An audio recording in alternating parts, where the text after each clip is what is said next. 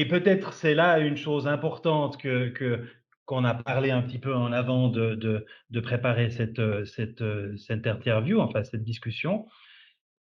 Les journées de vacances sont les journées les plus précieuses que vous avez dans votre vie.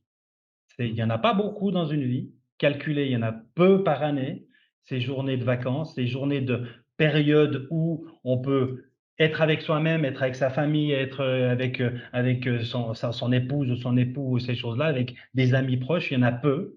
Ils se comptent sur normalement les 2 doigts d'une main, par année.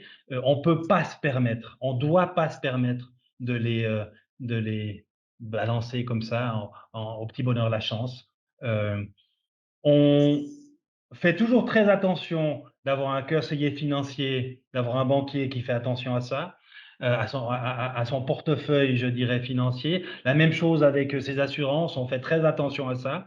On devrait exactement faire la même chose avec ses vacances en disant que c'est un asset, que c'est une richesse que l'on a, qu'on ne doit pas balancer. Malheureusement, la génération actuelle, la génération EasyJet ou Ryanair, euh, a pris comme ça de faire allez, on va 3 jours à Barcelone, on va 3 jours à Amsterdam, on va 3 jours à Berlin, on va 3 jours à Prague, et puis en fait, 3, 3, 3, 3, 3 plus 3, eh bien, on se rend compte qu'on n'a plus vraiment de vacances et que très souvent, et malheureusement, ces vacances EasyJet ou Ryanair sont organisé un peu à la dernière minute, un petit peu avec Booking, et, euh, et que voilà, on se retrouve à aller faire du shopping chez Zara et boire un café chez Starbucks. Mmh. Partout à travers la planète Terre, toujours un peu la même chose, et c'est vraiment dommage parce que les années passent.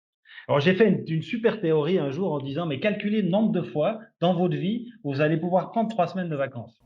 Vous verrez, ça fait peur, hein. C'est Ouais, rare. ouais, C'est c'est rare. rare, c'est vrai, c'est Il y vrai. a, il y a jusqu'à 20 ans où on peut se permettre parce qu'on est un petit peu étudiant, mais on n'a pas d'argent.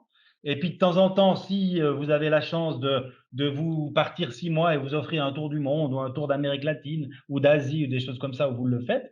Et puis après, ben, gentiment, vous entrez dans la vie active. Vous n'êtes pas forcément patron les premières années, donc vous prenez 2 semaines quand vous pouvez. Les enfants arrivent, vous prenez 2 semaines quand vous pouvez, encore moins loin parce que les enfants sont là. Puis on va attendre la retraite pour pouvoir prendre poste. Il y en a, c'est très rare qu'on puisse faire ça. Et c'est Mmh. vraiment dommage. C'est vraiment dommage. Donc Donc ça se planifie. il faut vraiment en profiter, en effet, de ce temps-là.